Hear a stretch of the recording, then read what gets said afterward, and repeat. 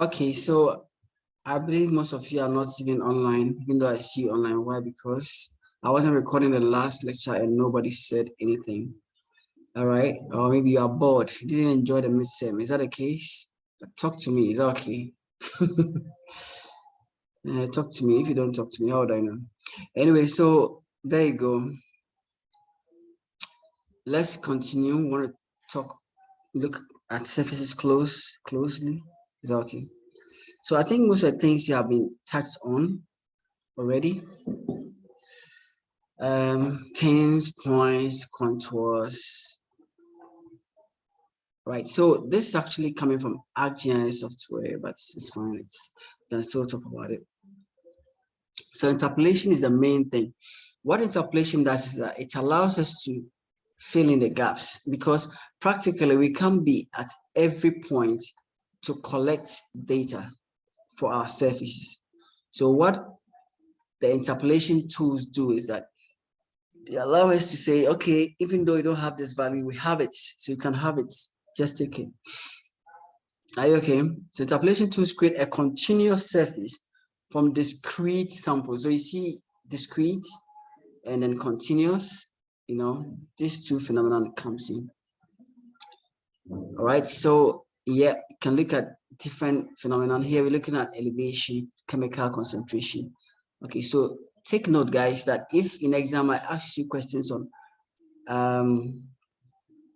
chlorinity, something like the amount of salt present in soil, let's assume that played a role in some sort of analysis, geotechnical something that you are doing.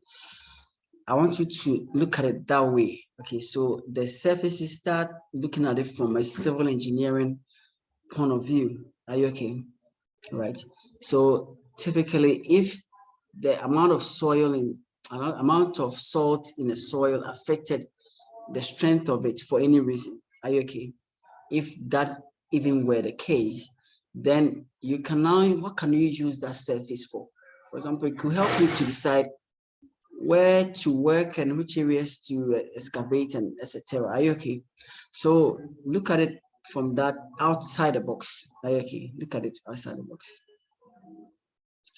All right, now when you look at this particular case, you can see clearly that we have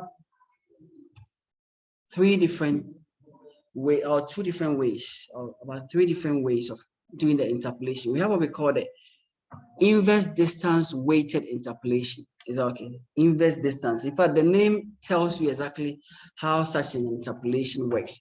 It actually assumes that the farther away you are from a point, the less contribution you make to the interpolation.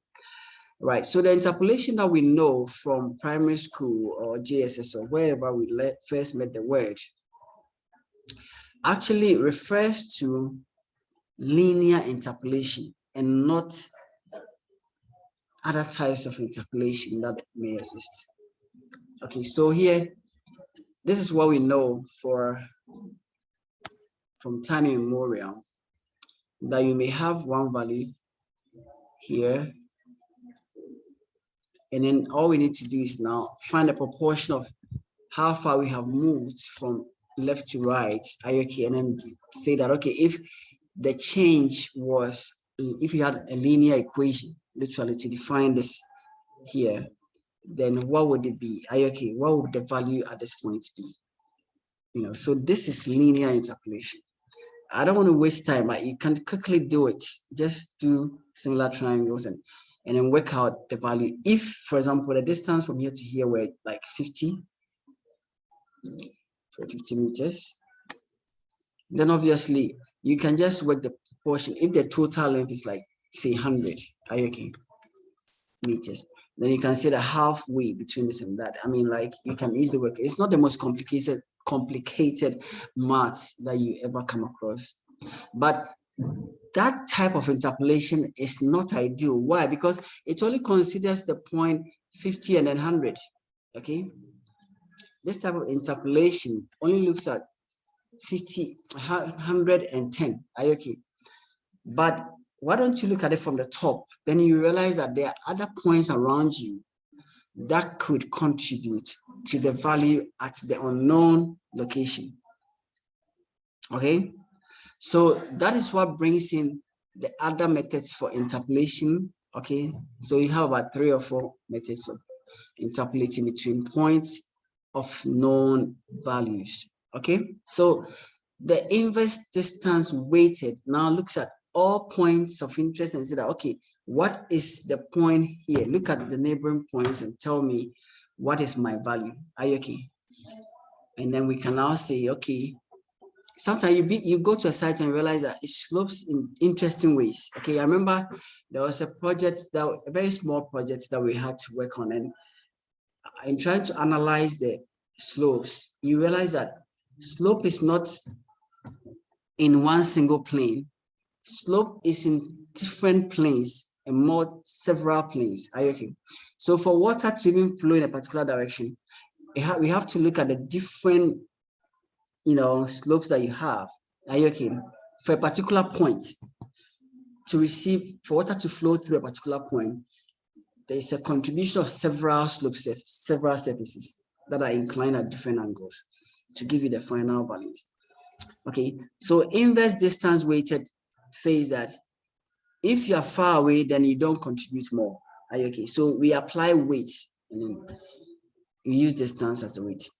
So we have spline. So the spline is literally a mathematical function that allows you to now say, okay, if I were to fit this particular curve to these points, where would it go through? Are you okay? Then obviously we can then predict that every other point in between is supposed to be where it's supposed to be. Are you okay? It's just like trying to join 3 points in Microsoft Word. Are you okay? All right, and then you simply start by putting the first or second point, then it assumes that it means the other points come in between. Okay, they'll just fall in as they're supposed to. So that is interpolation for you. It's not rocket science. You can always take a couple of points and then decide that this is how they contribute. You may not get it very right. You may not get it even spot on, but you end up having something better than just, guessing values or just having fewer values to work with. So this is what I was talking about, that if I wanted to just join points between, say, here, okay, I'm trying to be a bit practical here. And then here, okay, so I'm not getting it to the size I want. I can always resize it. Okay, let me get one more. 3. Okay, so splines work this way. You have to now bring in a spline. Okay, so they always kind of curve like that. Okay, so you have one point, you have another, you have another. So it's assumed that all the points that you brought in have now defined new points along the point of interest. So I'm just trying to say that here, okay, now we have, by virtue of just fitting in the line, the curve, okay, we now have more points than this. You have a lot of points being defined. Do you get that? So that is how splines work. So we have a spline surface. Then we have another method called a natural neighbors. So they all work similarly. They are similar to the IDW, except that the way that the calculation is done is slightly different. Are you okay? All right, so natural neighbors interpolation is just like IDW, except the data points used to interpolate, okay, the surface for each cell are identified and weighted using a Delaney triangulation. So that Delaney triangulation is something that we can talk about in another lecture. But obviously, we find a way of actually determining the actual data points. Okay, right. So if I have a set of points, I can use a 10 to interpolate, or I can do a certain type of triangulation called a Delaney triangulation. And then we now use those points for the actual interpolation. So In the end, you get something looking like this. If you like virtual things, going to the virtual world, cartoons and 3D movies, are you okay? AR, are you okay? Augmented reality and things like that. You realize that these are very natural, you know, they come naturally to you as tools that allow you, are you okay, to work on the surface, or to work for characters to work on the surface. You know, sometimes you need some of these things, surfaces. So they are quite artificial, but they are based on actual values that have been measured. Okay. Trend surfaces, that is what we are talking about. They are good for identifying coarse scale patterns, as opposed to fine. If you want to get the fine details, then that's not the way to go.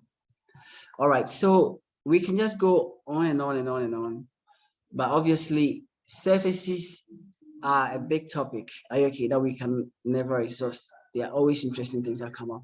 One of them is the density and estimating a density surface, a density surface. So you can make use of density tools to produce a surface that represents how much or how many of something there are per unit area. Are you okay? So let's say if you have 5 points within a square, then what is the density? Then obviously you need to know the number of points you have per that area. Are you okay? And then that's it. You do have, you know, the density surface. All right, so sorry, this one is messing up a bit. Okay. Yeah, so here if you look at these 3 diagrams, you see that here we have the points at the bottom here. Here there's a type of surface that's been generated, are you okay, from these points. Here we can find the density surface of the street network. Okay, some lines may be more dense in certain urban areas compared to others. Are you okay? All right. So we can talk about the representation of distribution of a wildlife population from a set of observations. These are all ways of actually representing the density surface. Okay. Yeah. So skipping some of these things. So those who don't come for lectures know that it's not everything that we actually want to talk about here. Wow, this is just messing up. Okay, hold on, let me just rotate it properly. Anti-clockwise, counter.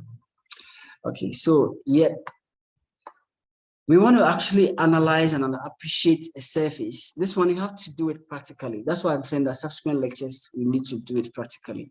Otherwise, some of the things we're talking about, if you do it, you understand it better than if you were just being told. Okay, we want to generate a hillshade, a slope surface, an aspect surface. At least these 3, we want to do that. We want to actually generate these surfaces. So surface analysis involves several processing, including extracting new surface from existing surface. So it's interesting, the sort of things you can do. You can cut, you can find volume, are you okay? You can look at how you can generate a surface based on the direction of light, as if the sun is actually shining from a particular angle. That's a hillshade. Are you okay? You can generate a surface which shows you just how the elevation values are changing from cell to cell. So I want you to think in terms of raster when it comes to the surfaces. I want you to think in terms of raster. Think of cells, okay, within a raster model. Okay, it's the best way to analyze a surface. All right. So now the slope, what does it do? The slope to calculate the maximum rate of change from cell to its neighbors, one cell to its neighbors, which is typically used to indicate the steepness of the terrain. So simple as that. Okay. So if we actually go to the whiteboard, then I can actually show you typically what we are saying. So with the raster, you have squares, and then you put in values. No, these values are actually part of the raster data structure. Is the attribute, they represent the attribute. So if is temperature values that we are interested in. And we have temperatures. Okay, now let's make this elevation. Is that okay, engineers? Let's make it elevation values. These are just random values I'm just putting into this. Okay, so if you have this to be elevation values, then you can generate another surface. Now that surface is now going to work out for every cell the maximum rate of change from that cell to its neighboring cells. Are you okay? So if water was dropped as cell, let's call this A, let's call this B, let's call this C, 1, 2, and 3, you realize that water is going to flow from C1 to B1. Are you okay? So we're going to have this case, okay, all right, and it's a maximum rate of change from C to B. Are you okay? In terms of the difference between 60 and 20, you have 60 and 8, you have 20. Between 40 and that's not even the maximum. Are you all right? But water is not going to flow upwards, it's going to go downwards. So obviously we can work out these changes, all right, find out only the maximum values and reassign them to the squares. Are you okay? So that we are not going to have this surface anymore. We are now going to have surfaces that represent gradients. Are you okay? Gradients. And that we want to call the slope surface. So in the slope surface, you won't find elevation values. You will find gradients. You find gradients, if you like. Are you okay? There are different ways of measuring slope: gradients, radians, degrees. Is that okay? So let's take note of that. So here you can see that we have a typical representation of it. Okay, when you do it in a tutorial, you appreciate it more, but you can see that the surface has been rendered. Are you okay? So that we can see the actual solid surface. Okay, we can actually see this one here, okay, to be the actual surface, and then this is the raster that has been generated. So these two are literally the same. These are the values that are being used, okay, to represent the surface. So these are actual values, probably measured with an instrument. These are the renditions, the one on the left and the right.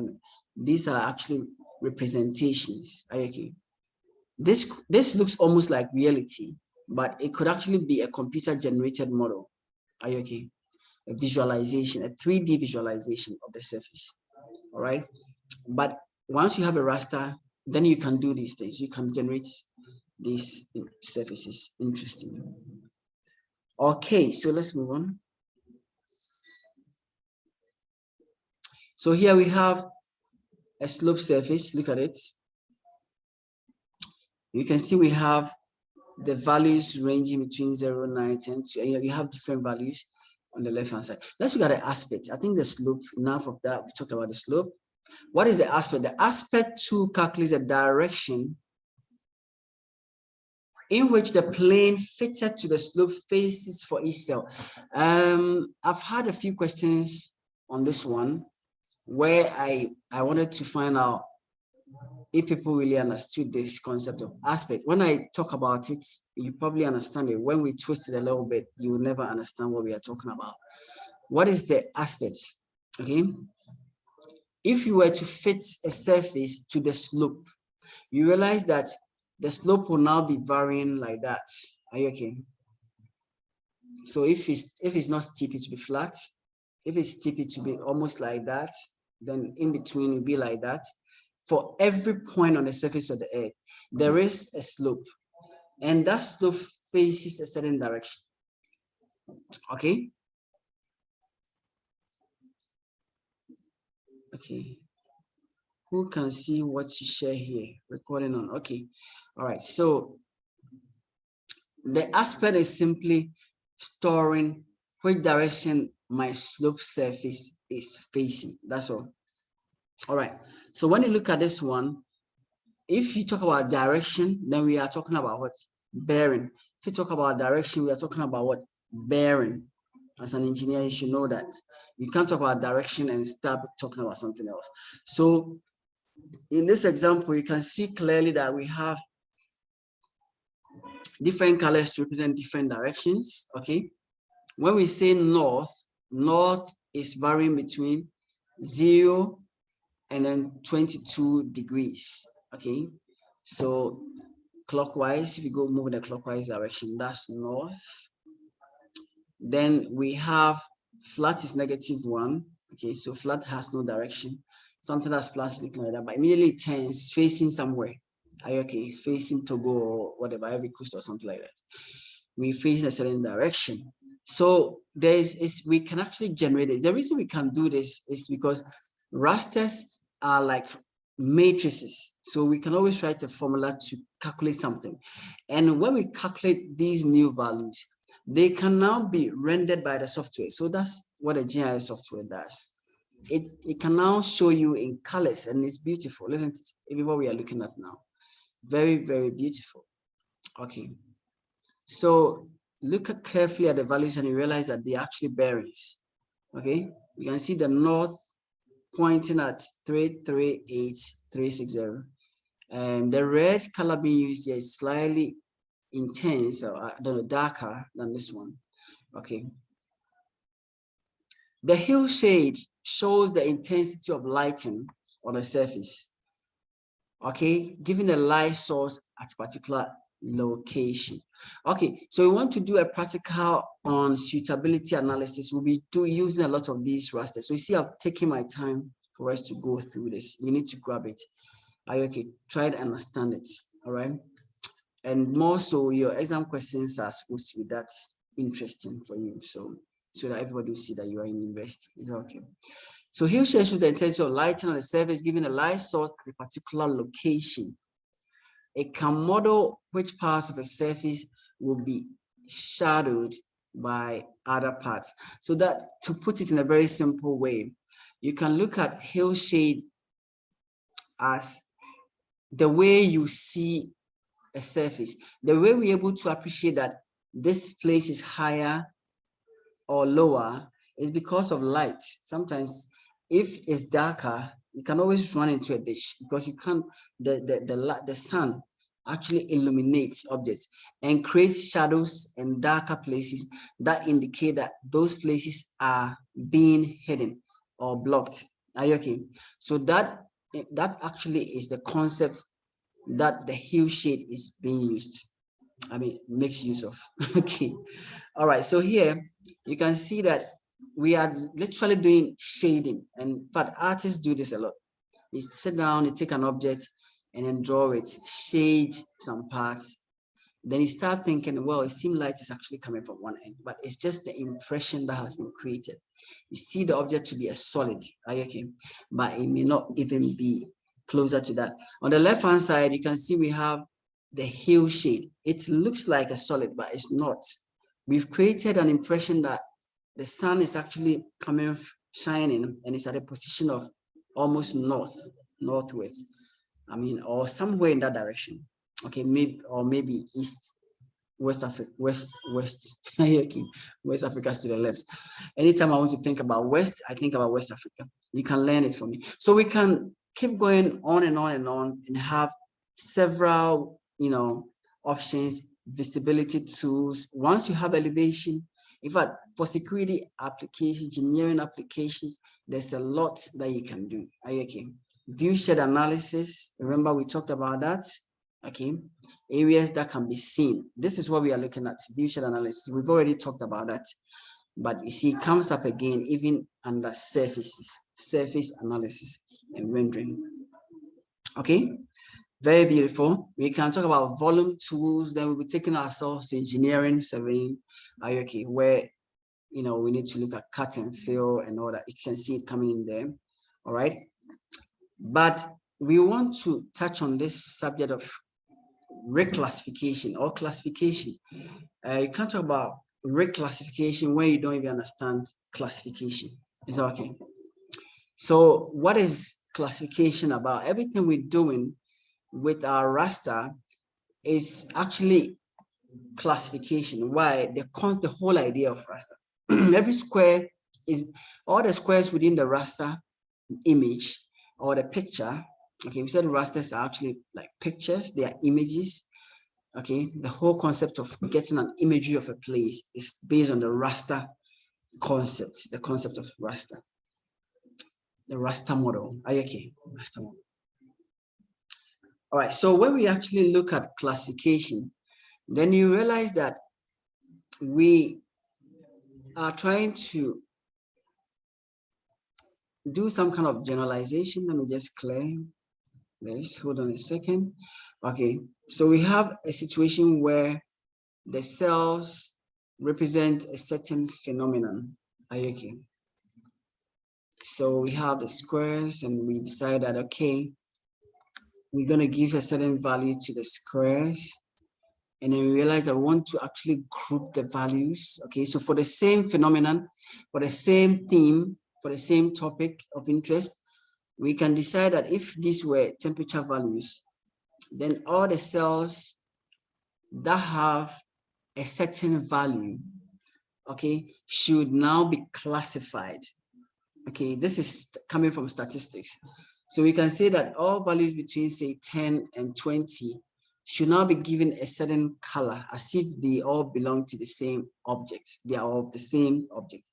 Then we can do 20 to 40. I say that 20 to 40 should also get a different color. Okay, so we simply keep carrying on like that. Why? Because naturally values that are close to each other tend to be about the same, you know, I don't know how to put it. This is actually coming from a very fundamental theory or principle in geography. Okay, that says that near things tend to look alike. Okay, so look around you, the things that are around you, you are like that thing, whatever they are, you see. So when you're a black man, you always find yourself around a lot of black men. That means you're in Africa. Okay, when you find one tree, there's another tree close by it. Okay, that means you're in the vegetative area.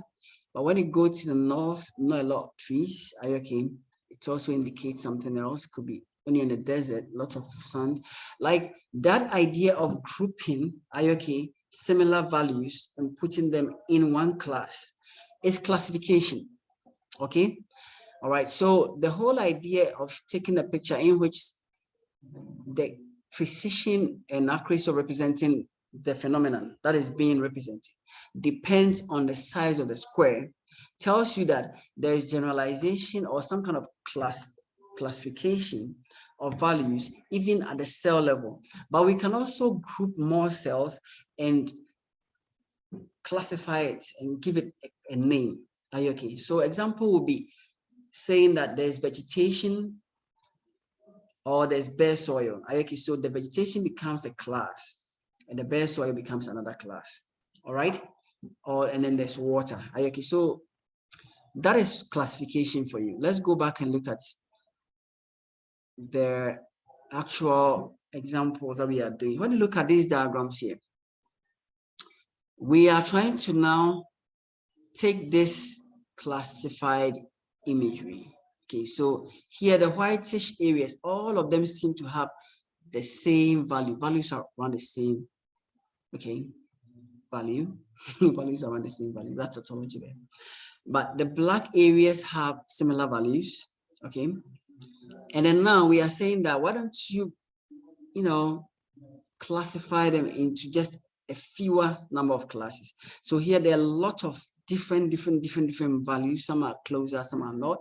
And then here we have just 1, 2, 3, 4, 5 classes being created from the larger data sets of generalized values. Are you okay?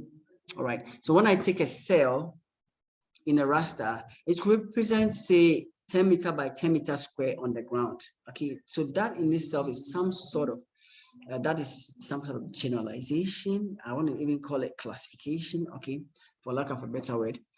But we can now reclassify. Okay, the reason for the reclassification will be known. One way to convert surface data into more usable information for an analysis is to reclassify. For analysis purposes, we may be interested in all areas that face northwards. Are you okay? Meanwhile, our values that we have from the aspect raster shows us actually different directions. So how do we now say that all values between 0 and 90 degrees actually represent a certain direction? Okay, if you are facing northwest, then values that are between say 270, say 290 to say 45 are all in a way facing northwest. Okay, so we can group that, we can do that classification. Software does it. Don't worry, you don't have to do it yourself, but I want you to understand it. Are you okay? And so we reclassify a surface and we set a range of values equal to a single value.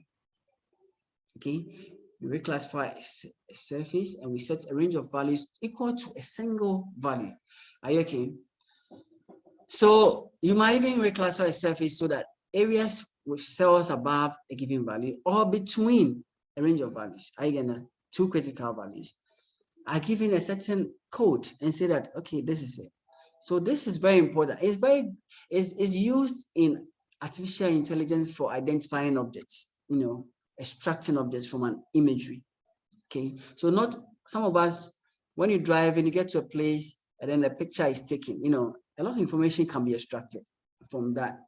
Okay, automatically, like just from an image. So this is where this is the foundation of these extractions. Taking a picture, you're using phones. If you're using a smartphone, sometimes you know you can identify where your eye is. Have you thought about that? Okay, so think about it again. All right, so that is reclassification for you. Okay, we have 7 minutes. I think we join for the last time and then we close. Is that okay? So join me for the last, and when this one ends, take note of it. So reclassification allows us to do further analysis. Is that okay? You can do further analysis. You can have a surface in which all slopes above a certain value should be given single value, a single value. Okay, that means that those areas are probably not suitable. So please, I'm bringing us closely to the tutorial that we want to do. All right, so you reclassify so that you can do further analysis. All right, so here, let's look at this one. If it's becoming a bit difficult for you to understand, look at this particular example. So here, you can see that we have an aspect raster. Like I just said, in this aspect raster, we may only be interested in two things. Are you okay? South and southwest aspect slopes. Okay, given one class, south and southwest. It could be for any purpose. So in the exam, I think I've asked a question about constructing a structure in such a way that it faces, it has a certain sea view. Like for example, where we are. Okay, let's assume someone said, okay, I want to put up AIT. I want to construct a university called AIT, but I want the students at a point to see the sea. This is not really a funny example. You realize that if you didn't do the right analysis, you put it up and they won't see the sea. Okay, all right. Also take note that in some parts of the world, you just can't build above a certain height because you may be blocking a certain view. All these are possible because of analysis being so an analysis can be done and then no one can build above a certain height in certain areas for certain purposes. Are you okay? The view, for the view's sake. Below is an example of aspect. Okay, like I said, here two classes. The first class is the white area. The second class is the black area. Okay, so the first class, which is the whitish area, actually comprises of, and I'm just going to look for a tool if I can't get a polygonal tool, but everything here seems to have values that are within a range, okay, which is closer to the where we are calling it, with that which is being replaced with white. Okay, that is the idea of reclassification. Is that okay? So I think basically that is that. Okay, let me just clear this. Is there more to talk about? There's no more to talk about. We could even end the lecture here. So there's more that can be done. You can do what we call cost distance, cost path, cost backlink, cost allocation. Okay, assuming that every surface has the values in the surface actually represent the cost. Okay, so when you have elevation, it's a cost. Think about it. If a place slopes a lot, every time you go up that slope, you spend more fuel than people who actually don't go up on a steeper slope. If you live at the Krapi Mountains and you work at Accra, that is, so the elevation has become the cost, okay, which can then be translated to the amount of money you spend on your fuel. Is that okay? All right, so you can easily get a question that looks like that. Say, Zoom Lion, I always use Zoom Lion in my questions. You know, their track is traversing a mountainous area. Think about scenarios like that. I want you to, you know, discuss it amongst yourselves, okay? What are the possible things to look at in terms of cost surfaces, okay? Yeah, so these are all things that can be done, instructions, blah, blah, blah, all these things are just literally repetitions. Hydrological analysis can be done, a lot of hydrologic, creating basins, flow direction, but of course, my focus is not on that for now. So maybe we can do a practical on that. If we have time, we can do that. Below is an example of basin. So you can create a basin. Are you okay? Flow accumulation can be created. Are you okay? So we can simulate all based on the surface, the raster surface, So basically that's that. I'll end the lecture here. I don't think I will continue from this point. So if you have any question, you can send it to me on the WhatsApp platform, or probably send it through Google Classroom, wherever. Find the platform to send me a message. If you don't have a question on this, we will end the lecture. If anybody has a question, you should let me know so that we can come back. But if you don't, this will be the end of today's lecture. I want you all to come back with your laptops. Please, do you have any concern? You should let me know. You should have the software installed. I'll drop the data on WhatsApp for you to pick up. If you think I should extend this lecture period, I will extend it to discuss anything you want to discuss before our next lecture next year. Otherwise, then it's Merry Christmas to you and a Happy New Year. So kindly let me know if you think we should end it. So I end it. You can also send me a message on WhatsApp if you think we should extend the lecture so that we talk about something. Otherwise, like I said, for the second time, it's goodbye and have a Merry Christmas, all of you. Bye-bye.